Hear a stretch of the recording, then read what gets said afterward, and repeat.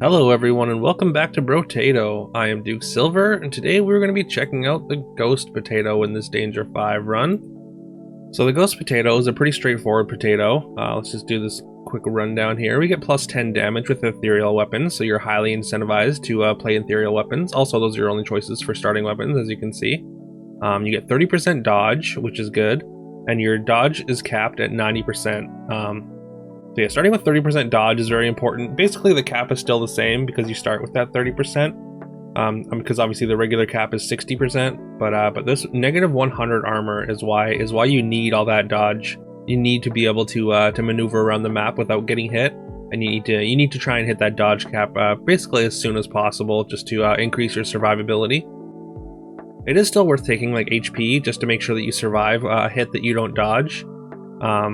So like Ghost Scepter can be okay, but I think it's definitely like the lower tier of the three options here. So the Ghost Flint gives you extra attack speed for every 20 enemies you kill during a wave, and then Ghost Axe give you 1% damage for every 20 enemies you kill during a wave, and the Ghost Scepter is 1 HP for every 20 enemies. But yeah, so we're gonna be doing Ghost Flint today. We're gonna be trying to stack up attack speed. And like you're kind of pigeonholed into playing the ethereal weapons because of the extra damage with them, but I think this is a lot less straightforward, and I mean not necessarily less straightforward, but less rigid and kind of boring than say like the Doctor, which the Doctor kind of forces you to play medical weapons and ends up being I don't know, the runs just I feel like the Doctor runs just end up being a little bit boring. You do get like massive regen. It's very easy to finish a run with Doctor, but in the end, I found the runs to be pretty boring. So yeah, we're gonna go Ghost Flint, and it's gonna be Danger 5, of course. Here we go. All right, so like I said, we kind of want to prioritize getting dodge, and I mean we do have some natural damage from the class bonus, or for being so basically we get 10 extra damage for ethereal weapons, which does go a long way in the first few waves of the run. So we can kind of like focus on getting a little bit of dodge, but we do want to pick up our melee damage as much as possible, since our attack speed is basically taken care of. We can take some amount of attack speed, but like we definitely don't necessarily need to prioritize it like we would in some other runs that are damage based, which is kind of nice. That kind of frees up some of our resources here with the Ghost Flint, although again, we need to get that dodge up just to make sure that we have the survivability to get through sort of like the mid game, because like there's like a kind of an awkward spot between like before we get strong and while waves start to get difficult around wave 6, 7, and 8. We have pretty good pace getting our weapons together. We've got two Ghost Flints we've upgraded already, and also a third one waiting for an upgrade. We want to upgrade ghost weapons early, just because I mean it reduces the amount of enemies you have to kill to get your scaling. So and also it also reduces like the kind of like competing weapons. Because like if you have 4 weapons all competing to try and get kills to get stats, then sometimes you can end up in awkward spots where you just like don't get as many. So if we just have 2 or 3 weapons, just all with like lower scaling, then I mean it's just a lot easier to get scaling is all I'm trying to say, and kind of failing at. But yeah, so we've got 3 upgraded three upgraded Ghost Flints now. So they all need 18 per wave to get a 1 attack speed, and also the counter does not roll over between waves. So like you have to get 18 on the wave, and then it gets reset to 0, and you have to start over again. So it's another reason why you don't want too many weapons early competing, especially when there are less enemies during the waves. All right, pick up a few more Ghost Flints. Almost roll past that Ghost Flint. That was a little bit awkward. All right, we got 4 level 2s now on wave 5. So good. We're again putting up good pace. Generally, you want to try and get 1 upgraded Ghost Flint per wave. At least that's kind of the pace that I set for myself for this run, and you know, we are definitely on pace for that. All right, take a pretty big hit. As you can see, with the negative 100 armor, the amount of damage we take from 1 hit is It's pretty monumental. That's why getting that dodge chance up as early as possible is very much a priority here. Lifesteal is also another stat that's going to be pretty good to invest in. So we just take some lifesteal there. As lifesteal, so the way lifesteal works in this game is for each point of lifesteal you have, that's how much percentage chance you have to heal 1 HP per attack. So we're gonna be getting our attack speed up like pretty high, so we're gonna be making a lot of attacks. So even like a relatively low percentage lifesteal is still gonna have a decent amount of is gonna recover a decent amount of HP for us anyways. And if we can get that lifesteal up to like a nice like 20%, then we've got some real sustain going. And I mean, like, we can't like sit there and like go toe to toe with enemies or anything with the negative 100 armor, but it just means like the hits we do take, as with the 90 cap, we shouldn't get hit too many times, but the ones that we do take, we should be able to recover from very fast. All right, find another ghost flint. Bandana that early is like kind of tempting, but we're not ranged. But that's always a very good item. Wings is another very, very good item here, which we are going to lock. That's just going to increase our move speed. It's going to give us a little bit more range. Although adding range does lower your attack speed with melee weapons, because it just like increases the length of the animation or the arc that they go in. But since we're stacking attack speed, we're not too worried about that. And I think getting some extra range here is going to be quite good actually. You can kind of see like those large enemies that hatch out of eggs are a bit weird. They react to your movement, and if you move towards them, then they kind of freak out and don't know what to do, which is kind of funny.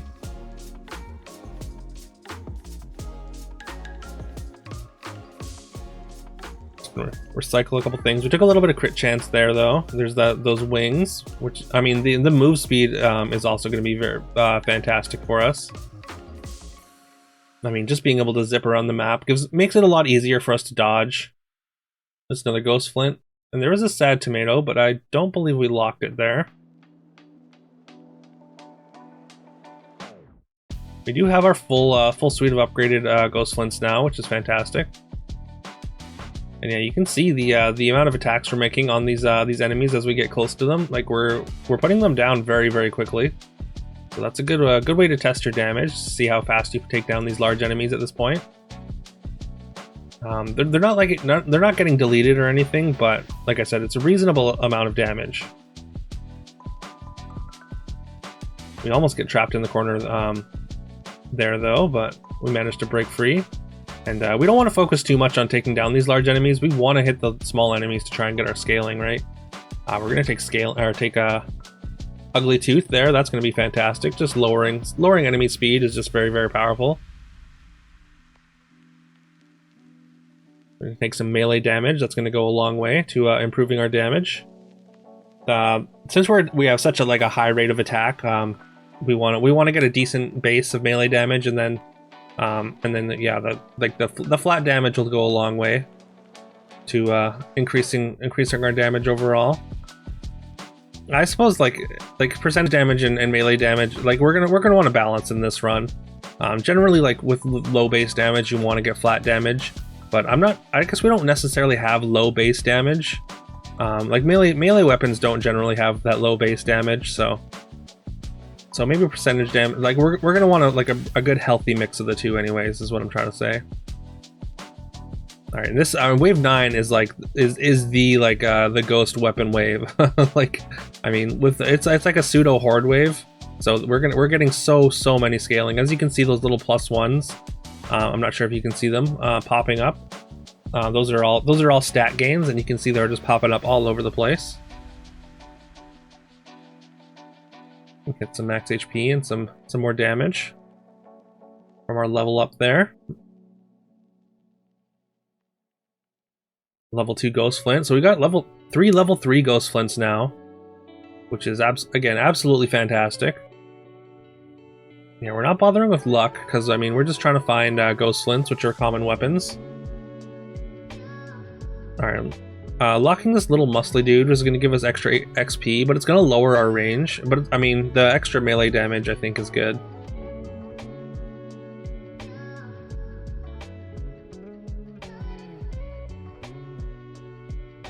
Alright, wave 10. This is where things start to get real. We're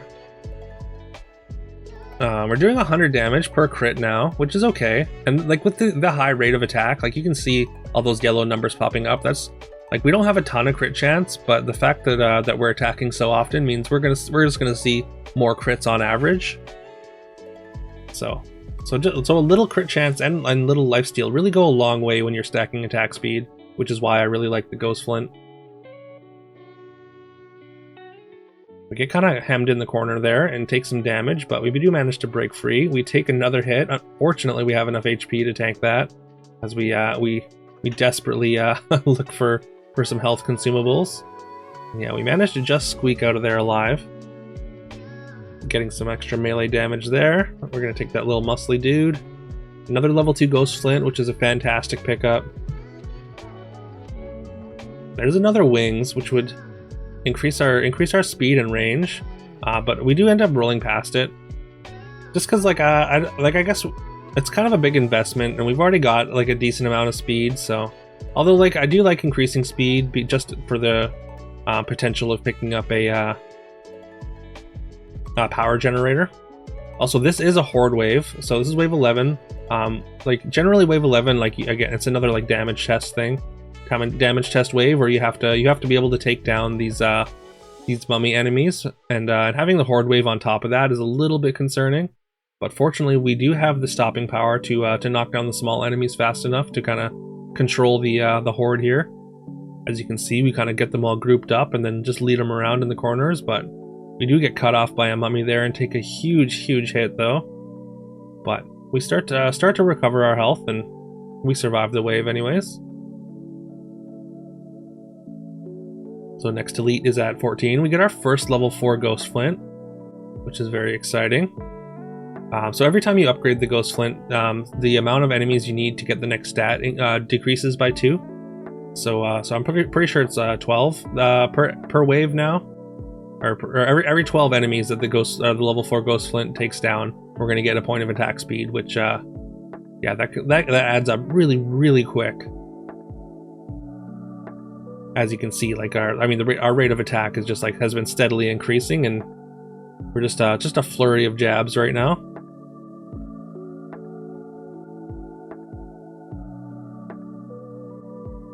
Taking down even the high health enemies relatively quickly, just with a flurry of attacks. Also, our base damage is roughly 60. We're doing 134 per crit. And crits are coming pretty often, so yeah, I mean, you can just kind of surmise our damage is doing pretty well. We've got well over 100 attack speed now. Another level 2 Ghost Flint, so we're going to get our second level 4 to make room for that.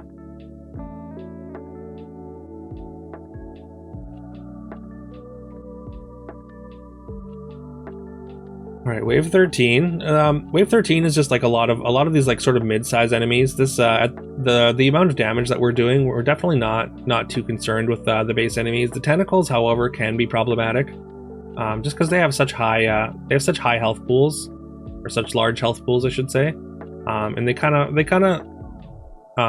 like lock you into a certain position because they attack on either side of you.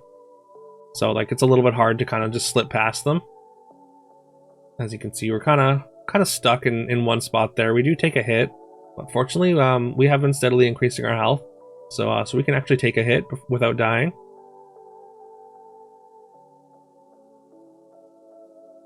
Get a few health consumables and end with full HP there. Our dodge is still not near the cap. We need to get it up to 90 as soon as possible. I have been kind of focusing more on damage. We take a little bit of luck just to try and hopefully drop some more health consumables. We get a very fortunate shot with a couple more Ghost Flints there, giving us a third level 4. And we're gonna lock that alien magic, which is gonna give us a bunch of HP and some HP regen. I mean, I think lifesteal is probably more valuable, but I mean, we're not gonna turn our nose up at sustain here. And yeah, you can see our damage is pretty good. We're knocking down this elite relatively well. Dealing with the rest of the enemies around us could be problematic though, but we're going to continue to focus on this. If we take a hit, then If we can knock down the elite, we get a full health heal from that red chest, and there we go. Knock down that elite relatively quickly with some time to spare, so now we can focus on the rest of the wave. It's definitely a bullet hell wave. We just need to kind of bob and weave here, and if we miss a couple, it's okay. We got the dodge, and we got some sustain, and yeah, we end up handling that one relatively well. There's a spider, which we are going to recycle. Unfortunately, it wasn't a legendary item we can use. The spider wants you to have a bunch of different weapons to get any real benefit out of it. But we get a decent chunk of materials from recycling it anyways. All right, damage. Our base damage hasn't really increased in very long, but our attack speed has. As you can see, we're deleting the tentacles very, very fast, a lot faster than we were previously. As we continue to scale our attack speed with these ghost flints anyways. Anything that gets near us is pretty much instantly deleted in a flurry of attacks.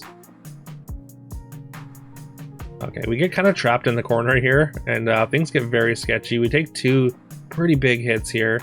We just need to survive for a second, and there we go. Things get very sketchy for a second there, but we do manage to survive. We get another level 1 Ghost Flint, which we get to immediately upgrade.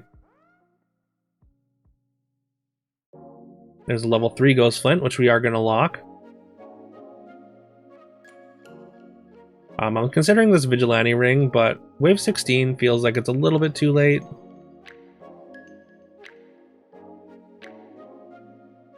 Again, base damage hasn't really increased in a while, but I mean, the attack speed gains that we're making now are basically carrying our damage. But I think we really want to invest in some percentage damage if we can here. I think that's going to go a longer way than the flat damage at this point anyways.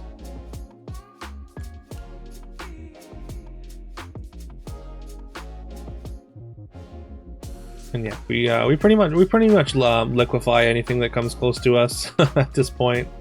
And yeah, again, our scaling not even I was gonna say not even close to done, but I guess on wave 16 we are technically close to done. We're not gonna take the luck there. It reduces our damage too much, so we're just gonna recycle that lucky cat. Some more melee damage. It's more flat damage. We have a ton of flat melee damage. We have 40 something. So yeah, again, I think percentage damage. I really need to focus on percentage damage at this point. We've got 5 level 5 or level 4 ghost flints now, so our scaling is definitely mostly maxed out. At this point, we do want to start thinking about transitioning into something else. Like the attacks we regain from all these ghost flints will stay. So if we can actually move into a more powerful weapon, then that's one way to like finish a run very, very strongly. Not that the ghost flints can't get it done, because they certainly can, but just finding a powerful weapon that really benefits from all that attack speed is also a nice complement to all these stats we gain throughout this run.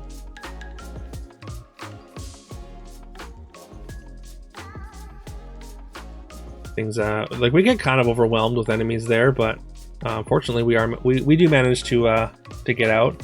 And yeah, exactly what I was talking about. There's a very, very powerful weapon for us to kind of pivot into.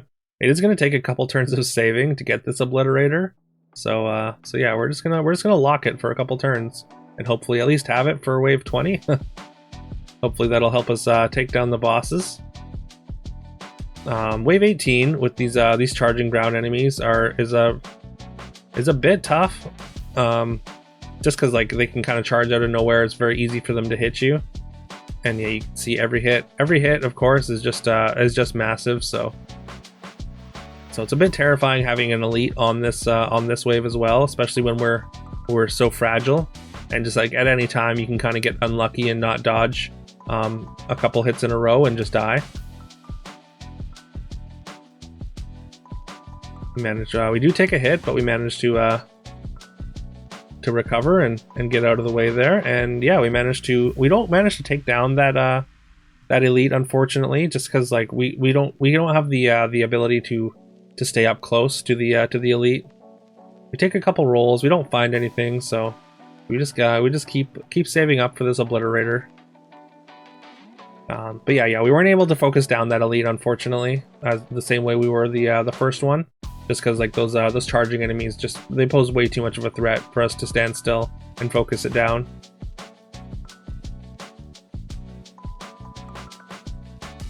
All right, we get kind of hemmed in the corner here. Like I think our damage is kind of lacking at this point. We're only at 77 base damage.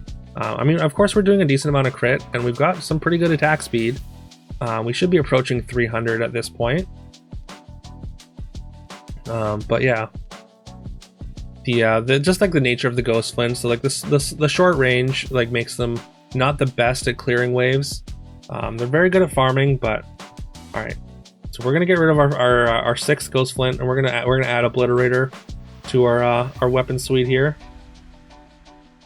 And we're gonna hope that this extra attack speed pays off. I mean, we do have negative range damage, which is a little bit awkward, but I mean the damage that obliterator does, I think, is still very significant. As you can see, it's still doing a roughly 300 damage, even with the huge negative. Since obliterator scales off 1000% of your range damage, any negative does significantly increase or decrease its damage. So a little bit unfortunate in that regard, but I mean, as you can see, it's still dealing huge chunks of damage, even with those big negatives. And yeah, as long as we kind of send one of the bosses running, so we can focus on the other one. And yeah, you can see we're taking it down slowly but steadily here, trying not to get too risky with it, and trying just to be around it without exposing ourselves with too much risk. There we go. We take down one of the bosses, and the other one should be a cakewalk. It's just dropping circles on the ground, and we can just stand still in there. Nothing can really get super close to us because of our attack speed. And there we go. Finish the run with an obliterator. Maybe the obliterator wasn't the greatest choice, just because we had that negative ranged. If we'd managed to be able to get some more materials and pick up some range damage at the end, then obliterator would have been a lot more effective. But like I said, we were still shooting like 300 plus damage shots very quickly, thanks to our over 300 attack speed. But yeah. Yeah, we end up with a kind of a low amount of items, I think, generally for a Danger 5 run. We didn't even hit the dodge cap, which is very risky, and that's probably why we kept taking a bunch of damage. I was probably focused a little bit too much on damage, but yeah, let me know if you enjoyed this run. Please leave a like and subscribe if you haven't already. It really helps the channel, and I really appreciate it. And leaving a like lets YouTube know that it should recommend my content to more people, so I would greatly appreciate that. And yeah, I hope you all have a great rest of your day, and I will see you tomorrow.